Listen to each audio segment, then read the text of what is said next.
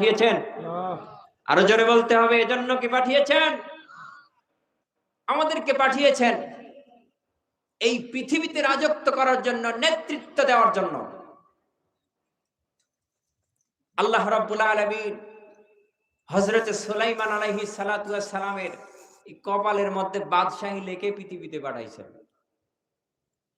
হযরত সুলাইমান আলাইহিস সালাতু ওয়াস সালামের কাহিনী আপনারা অনেকেই জানেন, জানেন না? গোটা পৃথিবীর বাদশাহী আল্লাহ তাকে দিয়েছিলেন। সুবহানাল্লাহ।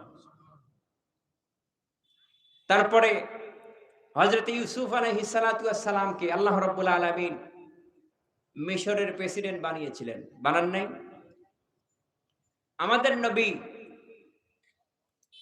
তাকেও আল্লাহ রাব্বুল আলামিন এই পৃথিবীর কি করেছিলেন? এই পৃথিবীর মধ্যে এমন নেতৃত্ব দিয়েছিলেন যে তিনি কোরআন দিয়ে এই গোটা পৃথিবী শাসন করেছেন। করেন নাই?